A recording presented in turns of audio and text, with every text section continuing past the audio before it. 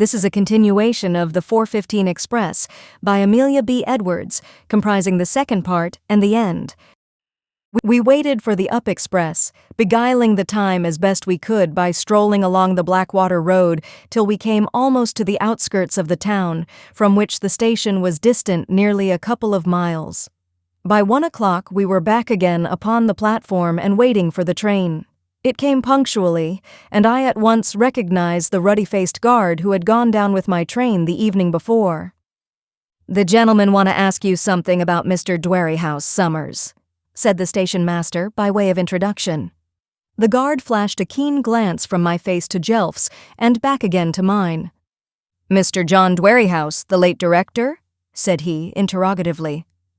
"The same," replied my friend. "Should you know him if you saw him?" "Anywhere, sir." "Do you know if he was in the 4:15 Express yesterday afternoon?" "He was not, sir." "How can you answer so positively?" "Because I looked into every carriage and saw every face in that train, and I could take my oath that Mr. Dwerryhouse was not in it. This gentleman was," he added, turning sharply upon me. "I don't know that I ever saw him before in my life, but I remember his face perfectly. You nearly missed taking your seat in time at this station, sir, and you got out at Clayborough." "Quite true, guard," I replied. "But do you not also remember the face of the gentleman who traveled down in the same carriage with me as far as here?" "It was my impression, sir, that you traveled down alone," said Summers with a look of some surprise. "By no means. I had a fellow traveler as far as Blackwater, and it was in trying to restore him the cigar case which he had dropped in the carriage that I so nearly let you go on without me."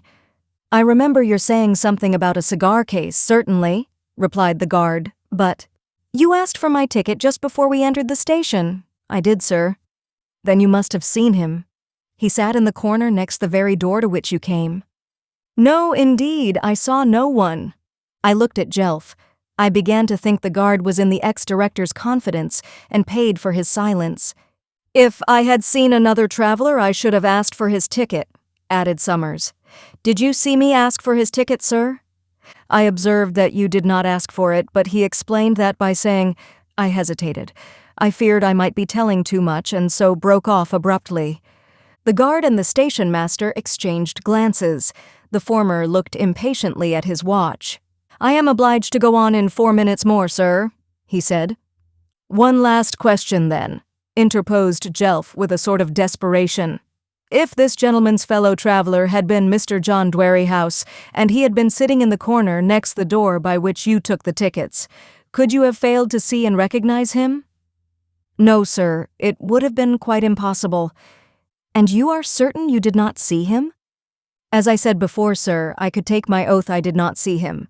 And if it wasn't that I don't like to contradict a gentleman, I would say I could also take my oath that this gentleman was quite alone in the carriage the whole way from London to Clayborough. Why, sir," he added, dropping his voice so as to be inaudible to the station master, who had been called away to speak to some person close by, "you expressly asked me to give you a compartment to yourself, and I did so. I locked you in, and you were so good as to give me something for myself." "Yes, but Mr. Dwerryhouse had a key of his own." "I never saw him, sir. I saw no one in that compartment but yourself. Beg pardon, sir. My time's up." And with this, the ruddy guard touched his cap and was gone. In another minute, the heavy panting of the engine began afresh, and the train glided slowly out of the station. We looked at each other for some moments in silence. I was the first to speak. "Mr. Benjamin Summers knows more than he chooses to tell," I said. "Humph, do you think so?" "It must be. He could not have come to the door without seeing him. It's impossible." "There is one thing not impossible, my dear fellow." "What is that?" "That you may have fallen asleep and dreamed the whole thing." Could I dream of a branch line that I had never heard of? Could I dream of 101 business details that had no kind of interest for me? Could I dream of the £75,000? Perhaps you might have seen or heard some vague account of the affair while you were abroad. It might have made no impression upon you at the time, and might have come back to you in your dreams, recalled perhaps by the mere names of the stations on the line. What about the fire in the chimney of the Blue Room? Should I have heard of that during my journey? Well, no, I admit there is a difficulty about that point. And what about the cigar case? Aye, by Jove, there is the cigar case. That is a stubborn fact. Well, it's a mysterious affair, and it will need a better detective than myself, I fancy, to clear it up. I suppose we may as well go home. A week had not gone by when I received a letter from the secretary of the East Anglian Railway Company requesting the favor of my attendance at a special board meeting not then many days distant. No reasons were alleged and no apologies offered for this demand upon my time, but they had heard it was clear of my inquiries anent the missing director and had a mind to put me through some sort of official examination upon the subject. Being still a guest at Dumbleton Hall, I had to go up to London for the purpose, and Jonathan Jelf accompanied me. I found the direction of the Great East Anglian Line represented by a party of some 12 or 14 gentlemen seated in solemn conclave round a huge green baize table in a gloomy boardroom adjoining the London terminus. Being courteously received by the chairman, who at once began by saying that certain statements of mine respecting Mr. John Dwerrihouse had come to the knowledge of the direction, and that they in consequence desired to confer with me on those points. We were placed at the table, and the inquiry proceeded in due form. I was first asked if I knew Mr. John Dwerrihouse, how long I had been acquainted with him, and whether I could identify him at sight. I was then asked when I had seen him last. To which I replied, on the 4th of this present month, December 1856. Then came the inquiry of where I had seen him on that 4th day of December, to which I replied that I met him in a first-class compartment of the 4:15 down express, that he got in just as the train was leaving the London terminus, and that he alighted at Blackwater station. The chairman then inquired whether I had held any communication with my fellow traveler, whereupon I related, as nearly as I could remember it, the whole bulk and substance of Mr. John Dwerrihouse's diffuse information respecting the new branch line. To all this the board listened with profound attention, while the chairman presided and the secretary took notes. I then produced the cigar case. It was passed from hand to hand and recognized by all. There was not a man present who did not remember that plain cigar case with its silver monogram, or to whom it seemed anything less than entirely corroborative of my evidence.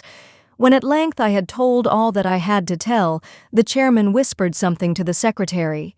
The secretary touched a silver handbell, and the guard, Benjamin Summers, was ushered into the room. He was then examined as carefully as myself.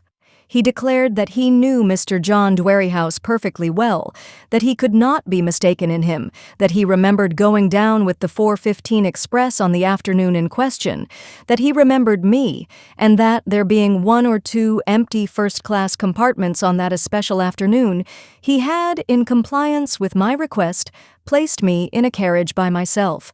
He was positive that I remained alone in that compartment all the way from London to Clayborough. He was ready to take his oath that Mr. Dwerrihouse was neither in that carriage with me, nor in any compartment of that train. He remembered distinctly to have examined my ticket at Blackwater, was certain that there was no one else at that time in the carriage, could not have failed to observe a second person, if there had been one. Had that second person been Mr. John Dwerrihouse, should have quietly double-locked the door of the carriage, and have at once given information to the Blackwater station-master. So clear, so decisive, so ready was Summers with this testimony that the board looked fairly puzzled. "You hear this person's statement, Mr. Langford," said the chairman. "It contradicts yours in every particular. What have you to say in reply?" "I can only repeat what I said before. I am quite as positive of the truth of my own assertions as Mr. Summers can be of the truth of his." "You say that Mr. Dwerrihouse alighted at Blackwater and that he was in possession of a private key. Are you sure that he had not alighted by means of that key before the guard came round for the tickets?" "I am quite positive that he did not leave the carriage till the train had fairly entered the station and the other Blackwater passengers alighted. I even saw that he was met there by a friend." "Indeed? Did you see that person distinctly?" "Quite distinctly." "Can you describe his appearance?" "I think so. He was short and very slight, sandy-haired with a bushy mustache and beard, and he wore a closely fitting suit of grey tweed. His age I should take to be about 38 or 40. "Did Mr. Dwerrihouse leave the station in this person's company?" I cannot tell. I saw them walking together down the platform, and then I saw them standing aside under a gas jet, talking earnestly. After that I lost sight of them quite suddenly, and just then my train went on, and I with it." The chairman and secretary conferred together in an undertone. The directors whispered to one another. One or two looked suspiciously at the guard. I could see that my evidence remained unshaken, and that, like myself, they suspected some complicity between the guard and the defaulter. "How far did you conduct that 4:15 express on the day in question, Summers?" asked the chairman. "All through, sir," replied the guard, "from London to Crampton." "How was it that you were not relieved at Clayborough? I thought there was always a change of guards at Clayborough." "There used to be, sir, till the new regulations came in force last midsummer, since when the guards in charge of express trains go the whole way through." The chairman turned to the secretary. "I think it would be as well," he said, "if we had the daybook to refer to upon this point." Again the secretary touched the silver handbell and desired the porter in attendance to summon Mr. Raikes. From a word or two dropped by another of the directors I gathered that Mr. Raikes was one of the undersecretaries. He came, a small, slight, sandy-haired, keen-eyed man, with an eager, nervous manner and a forest of light beard and mustache. He just showed himself at the door of the boardroom, and being requested to bring a certain daybook from a certain shelf in a certain room, bowed and vanished. He was there such a moment, and the surprise of seeing him was so great and sudden that it was not till the door had closed upon him that I found voice to speak.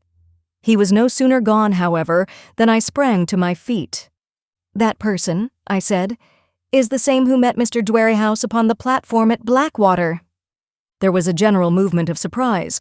The chairman looked grave and somewhat agitated. "Take care, Mr. Langford," he said. "Take care what you say. I am as positive of his identity as of my own." "Do you consider the consequences of your words? Do you consider that you are bringing a charge of the gravest character against one of the company's servants?" "I am willing to be put upon my oath, if necessary. The man who came to that door a minute since is the same whom I saw talking with Mr. Dwerrihouse on the Blackwater platform. Were he 20 times the company's servant, I could say neither more nor less." The chairman turned again to the guard. "Did you see Mr. Raikes in the train or on the platform?" he asked. Summers shook his head. "I am confident Mr. Raikes was not in the train," he said, "and I certainly did not see him on the platform."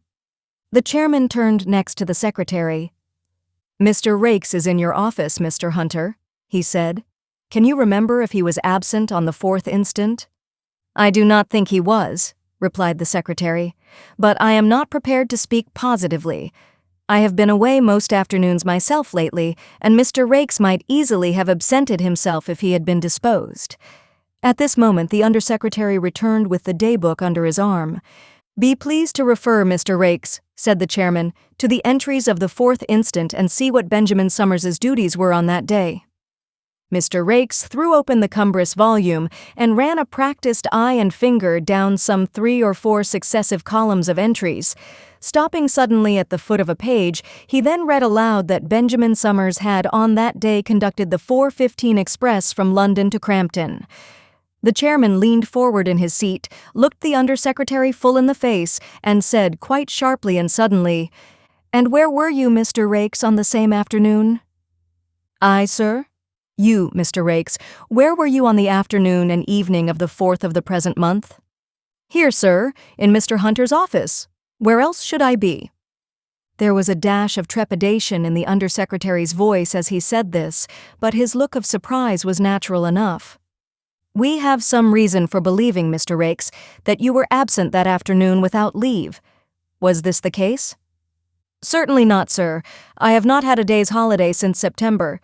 Mr. Hunter will bear me out in this." Mr. Hunter repeated what he had previously said on the subject, but added that the clerks in the adjoining office would be certain to know. Whereupon the senior clerk, a grave, middle-aged person in green glasses, was summoned and interrogated. His testimony cleared the undersecretary at once. He declared that Mr. Raikes had in no instance, to his knowledge, been absent during office hours since his return from his annual holiday in September. I was confounded. The chairman turned to me with a smile, in which a shade of covert annoyance was scarcely apparent. "You hear, Mr. Langford?" he said. "I hear, sir, but my conviction remains unshaken." "I fear, Mr. Langford, that your convictions are very insufficiently based," replied the chairman with a doubtful cough. "I fear that you dream dreams and mistake them for actual occurrences. It is a dangerous habit of mind and might lead to dangerous results. Mr. Rakes here would have found himself in an unpleasant position had he not proved so satisfactory an alibi." I was about to reply, but he gave me no time. "I think, gentlemen," he went on to say, addressing the board, "that we should be wasting time to push this inquiry further. Mr. Langford's evidence would seem to be of an equal value throughout. The testimony of Benjamin Summers disproves his first statement, and the testimony of the last witness disproves his second. I think we may conclude that Mr. Langford fell asleep in the train on the occasion of his journey to Clayborough, and dreamed an unusually vivid and circumstantial dream, of which, however, we have now heard quite enough. There are few things more annoying than to find one's positive convictions met with incredulity. I could not help feeling impatience at the turn that affairs had taken. I was not proof against the civil sarcasm of the chairman's manner. Most intolerable of all, however, was the quiet smile lurking about the corners of Benjamin Summers's mouth, and the half-triumphant, half-malicious gleam in the eyes of the undersecretary. The man was evidently puzzled and somewhat alarmed. His looks seemed furtively to interrogate me. Who was I? What did I want? Why had I come there to do him an ill turn with his employers? What was it to me whether or no he was absent without leave? Seeing all this, and perhaps more irritated by it than the thing deserved, I begged leave to detain the attention of the board for a moment longer. Jelf plucked me impatiently by the sleeve. "Better let the thing drop," he whispered. "The chairman's right enough. You dreamed it, and the less said now the better." I was not to be silenced, however, in this fashion. I had yet something to say, and I would say it. It was to this effect, that dreams were not usually productive of tangible results, and that I requested to know in what way the chairman conceived I had evolved from my dream so substantial and well-made a delusion as the cigar case which I had had the honor to place before him at the commencement of our interview. "The cigar case, I admit, Mr. Langford," the chairman replied, "is a very strong point in your evidence. It is your only strong point, however, and there is just a possibility that we may all be misled by a mere accidental resemblance. Will you permit me to see the case again?" "It is unlikely," I said as I handed it to him, "that any other should bear precisely this monogram and yet be in all other particulars exactly similar." The chairman examined it for a moment in silence and then passed it to Mr. Hunter. Mr. Hunter turned it over and shook his head. "This is no mere resemblance," he said. "It is John Dwerryhouse's cigar case to a certainty. I remember it perfectly. I have seen it 100 times. "I believe I may say the same," added the chairman. "Yet how account for the way in which Mr. Langford asserts that it came into his possession?" "I can only repeat," I replied, "that I found it on the floor of the carriage after Mr. Dwerryhouse had alighted. It was in leaning out to look after him that I trod upon it, and it was in running after him for the purpose of restoring it that I saw, or believed I saw, Mr. Rakes standing aside with him in earnest conversation." Again I felt Jonathan Jelf plucking at my sleeve. "Look at Rakes," he whispered. "Look at Rakes." I turned to where the undersecretary had been standing a moment before and saw him, white as death, with lips trembling and livid, stealing toward the door. To conceive a sudden, strange, and indefinite suspicion, to fling myself in his way, to take him by the shoulders as if he were a child, and turn his craven face, perforce, toward the board, were with me the work of an instant. "Look at him!" I exclaimed. "Look at his face! I ask no better witness to the truth of my words." The chairman's brow darkened. "Mr. Rakes," he said sternly, "if you know anything you had better speak." Vainly trying to wrench himself from my grasp, the undersecretary stammered out an incoherent denial. "Let me go," he said. "I know nothing. You have no right to detain me. Let me go." Did you or did you not meet Mr. John Dwerrihouse at Blackwater Station? The charge brought against you is either true or false. If true, you will do well to throw yourself upon the mercy of the board and make full confession of all that you know." The undersecretary wrung his hands in an agony of helpless terror. "I was away," he cried. "I was 200 miles away at the time. I know nothing about it. I have nothing to confess. I am innocent. I call God to witness I am innocent." 200 miles away," echoed the chairman. "What do you mean?" "I was in Devonshire. I had 3 weeks' leave of absence. I appealed to Mr. Hunter. Mr. Hunter knows I had 3 weeks' leave of absence. I was in Devonshire all the time. I can prove I was in Devonshire." Seeing him so abject, so incoherent, so wild with apprehension, the directors began to whisper gravely among themselves, while one got quietly up and called the porter to guard the door. "What has your being in Devonshire to do with the matter?" said the chairman. "When were you in Devonshire?" "Mr. Raikes took his leave in September," said the secretary, "about the time when Mr. Dwerrihouse disappeared." "I never even heard that he had disappeared till I came back." "That must remain to be proved," said the chairman. "I shall at once put this matter in the hands of the police. In the meanwhile, Mr. Raikes, being myself a magistrate and used to deal with these cases, I advise you to offer no resistance, but to confess while confession may yet do you service. As for your accomplice—" The frightened wretch fell upon his knees. "I had no accomplice," he cried. "Only have mercy upon me, only spare my life, and I will confess all. I didn't mean to harm him, I didn't mean to hurt a hair of his head. Only have mercy upon me, and let me go." The chairman rose in his place, pale and agitated. "Good heavens!" he exclaimed. "What horrible mystery is this? What does it mean?" "As sure as there is a God in heaven," said Jonathan Jelf, "it means that murder has been done." "No, no, no!" shrieked Raikes, still upon his knees and cowering like a beaten hound. "Not murder!" "No jury that ever sat could bring it in murder. I thought I had only stunned him. I never meant to do more than stun him. Manslaughter, manslaughter, not murder." Overcome by the horror of this unexpected revelation, the chairman covered his face with his hand and for a moment or two remained silent.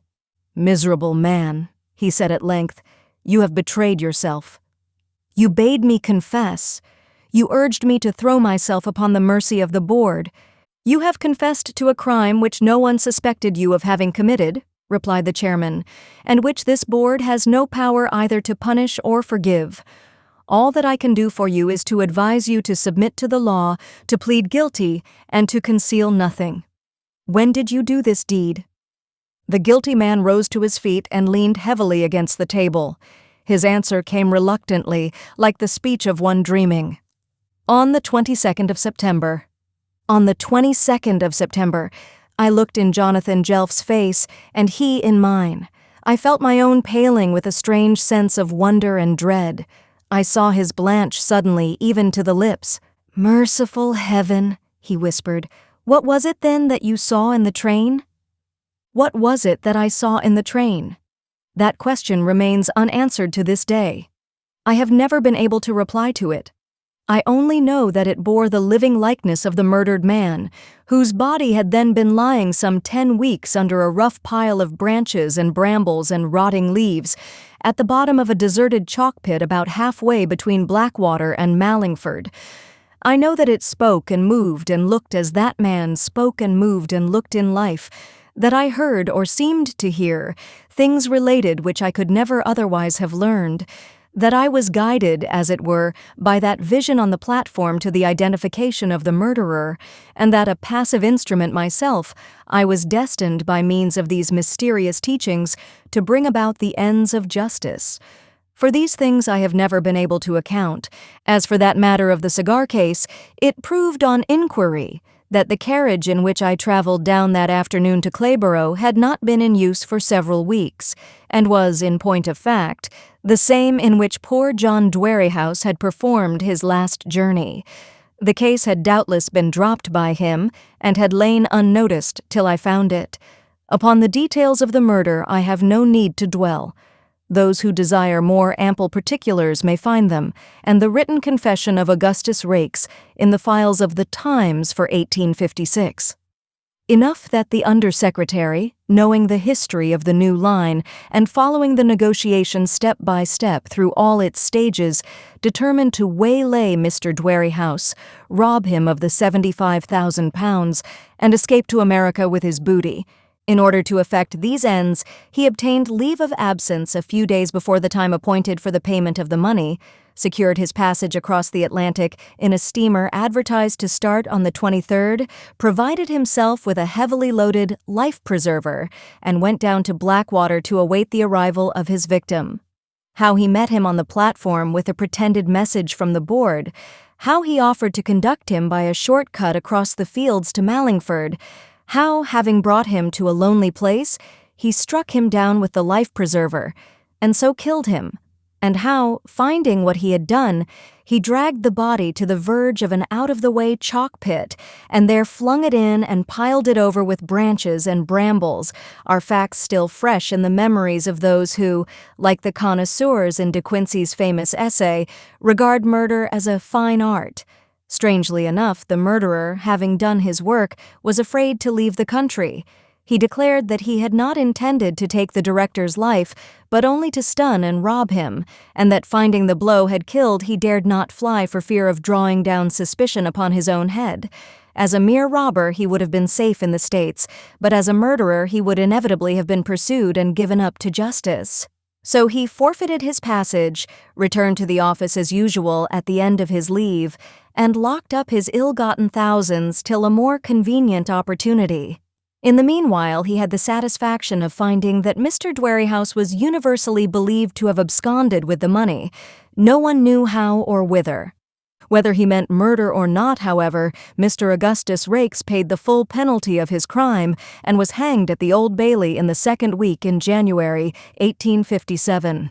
Those who desire to make his further acquaintance may see him any day, admirably done in wax, in the Chamber of Horrors at Madame Tussaud's exhibition in Baker Street. He is there to be found in the midst of a select society of ladies and gentlemen of atrocious memory, dressed in the close-cut tweed suit which he wore on the evening of the murder, and holding in his hand the identical life-preserver with which he committed it. The end. Best Audiobooks for Free hopes that you have enjoyed this production of The 415 Express by Amelia B. Edwards. Please subscribe to our channel on YouTube and Rumble, as your subscription is the support we need to create more great free content. Please look to our website at bestaudiobooksforfree.com for a complete list of our audiobooks.